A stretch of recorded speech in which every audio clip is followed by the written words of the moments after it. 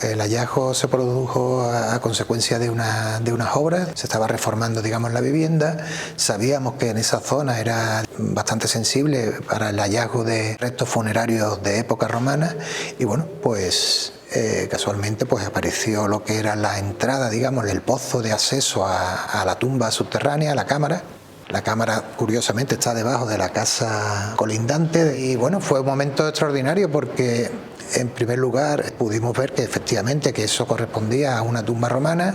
Por las características del acceso sabíamos ya de antemano que pertenecía a un mausoleo circular, que es un tipo de tumba mucho menos frecuente, digamos, de mayor coste y más compleja construcción, o sea, probablemente asociado a una familia de alto poder adquisitivo, pero desde luego lo que no nos esperábamos era el hecho de que la tumba se encontrase sin expoliar.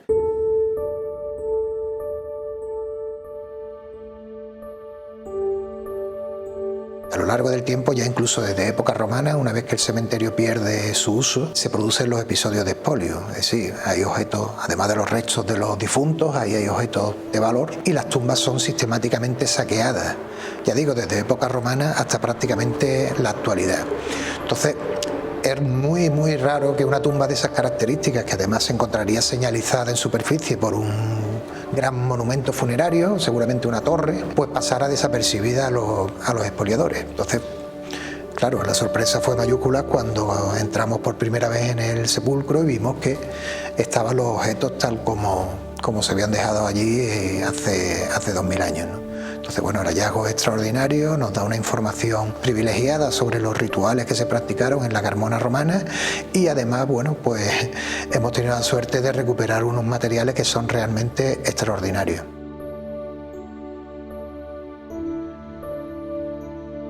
La cronología que nos están ofreciendo esos materiales van hacia principios del siglo I.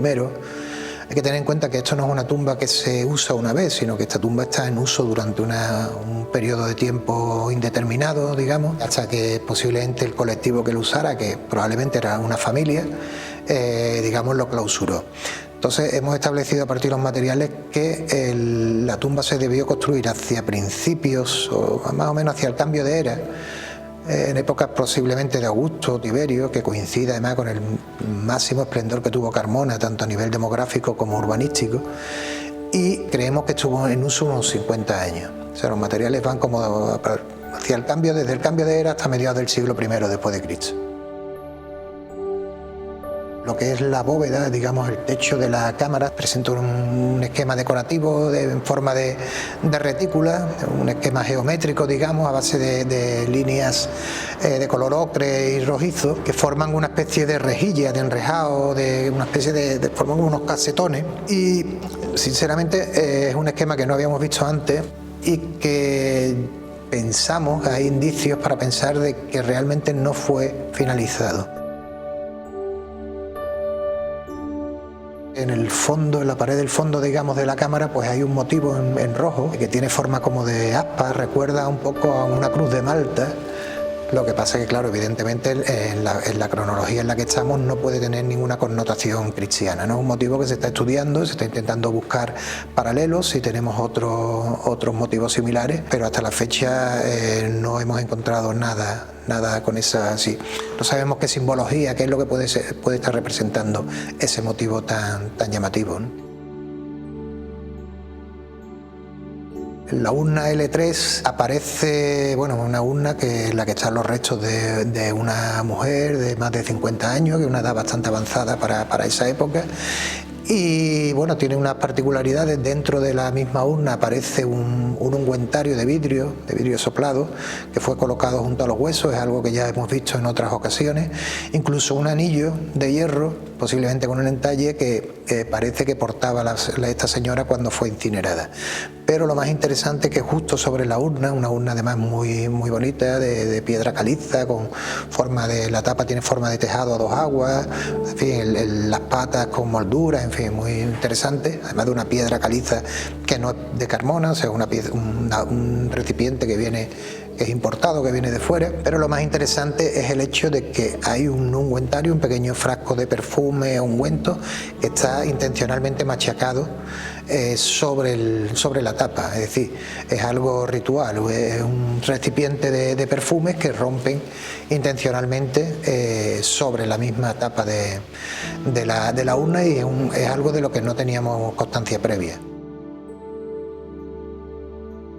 Tres de las urnas, las tres de piedra de Alcor, son L4, L5 y L6, también tienen una particularidad que no habíamos observado antes, y es que sobre la parte externa, digamos, de la urna, la que da directamente hacia la cámara, una vez que fueron colocadas en su correspondiente nicho, tienen adheridas una capa de yeso, y según se han conservado en dos de ellas, parece que eso sirvió como soporte para un epígrafe, es decir, para escribir el nombre del difunto.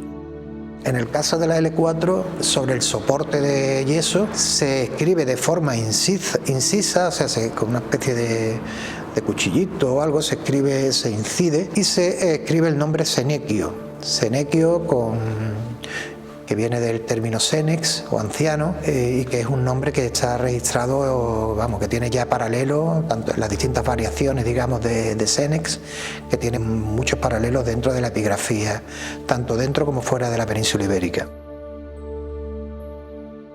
El E5 es otra urna de piedra alcoriza, en este caso las características de la tapa son menos habituales porque tiene forma cóncava, es decir, tiene forma como de cofre la urna, y también tiene esa capa de yeso sobre las paredes exteriores, ¿no? La parte que más se vería desde la cámara. En el caso de Senecio se comprobó que efectivamente los huesos correspondían a un individuo adulto masculino, y en este caso el nombre que aparece fue escrito, digamos, con un pincel y tinta negra, además mucho más elaborado que en el caso anterior, con letra capital, muy bien encuadrado, digamos, enmarcado dentro del soporte. Aparece el nombre de Hispana. El estudio antropológico demuestra que los restos que hay allí, los huesos, corresponden a un individuo femenino de edad también adulta, y el nombre también es muy frecuente en la epigrafía tanto dentro como fuera de la península ibérica.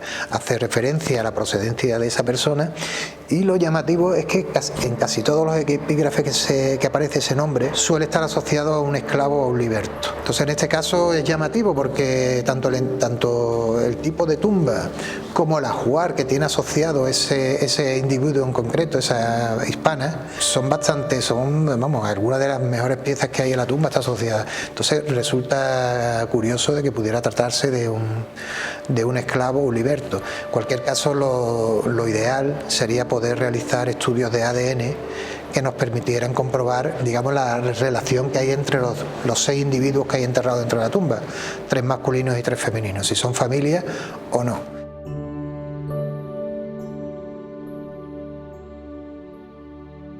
Teníamos tres piezas que se han conservado en buen estado, una jarra de ofrenda de cerámica muy frecuente en Carmona, un tipo tiene su decoración pintada a bandas rojas y demás, que recuerda mucho a la cerámica de tradición indígena, pero una pieza, digamos, muy asociada a los rituales de época romana. También un pequeño cuenco de paredes finas, un tipo de cerámica de mesa romana que también aparece muchas veces asociado a los enterramientos, y la pieza que para mí es la más singular de todo el conjunto, que es un pequeño plato de vidrio mosaico que posiblemente se fabricó en Egipto, en Alejandría. Extremadamente raro el tipo de pieza y sería muy costosa en su época, y sobre todo el hecho que está intacto, que está la pieza completa y en muy buen estado, en perfecto estado de conservación, ¿no? La urna de L6 puede ser un poco la más, digamos, austera o la más modesta de todas, ¿no? Es una pequeña urna de piedra alcoriza también tiene su capa de yeso en la superficie, aunque en este caso no apreciamos que haya quedado restos del epígrafe con el nombre del difunto. Dentro de la urna solamente se encontraban los restos óseos de un individuo también masculino, adulto, y no contenía ningún otro elemento, digamos, de ajuar asociado, ni dentro ni fuera de la urna. La urna L7 es muy interesante, corresponde a un individuo, dentro están los restos de un individuo adulto femenino también. Es una urna de vidrio, una olla osariae, que estaba protegida dentro de una funda de plomo digamos, para que la mantuvo en relativo buen estado. En este caso tenía algunas fracturas en el borde que han sido recientemente restauradas y el vaso está recompuesto.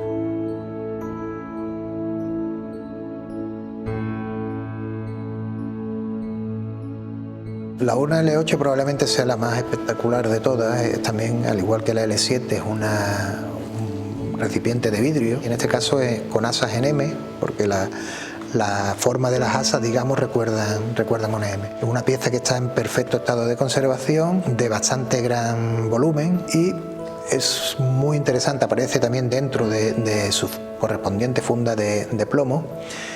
Y es muy interesante el hecho de que cuando la traímos al museo, la abrimos, vimos que estaba totalmente llena de un líquido de color rojizo que nos llamó muchísimo la atención. Es muy raro, aunque existen paralelos, es muy difícil o tiene que haber unas circunstancias muy peculiares para que el líquido se conserve durante 2000 años.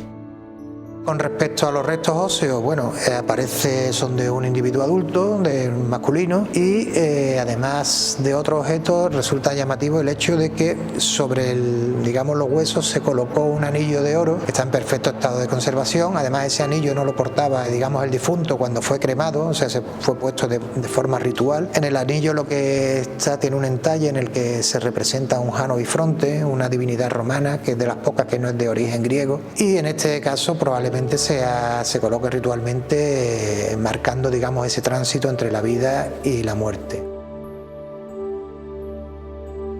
Digamos que Carmona arqueológicamente es una maravilla, porque en el subsuelo digamos, reúne una historia de casi 5000 años de ocupación humana, desde la prehistoria, desde la edad del cobre hasta la actualidad, casi prácticamente sin interrupciones, ¿no? A la vez hace que el yacimiento sea más complejo de excavar. No es lo mismo excavar un yacimiento donde solamente tengas una fase histórica o dos, romano, medieval, que la complejidad que tiene la estratigrafía de la ciudad, pero a la vez es un reto muy interesante y bueno, y además te da una alegría y unos hallazgos como el de la tumba que nos ocupa, ¿no?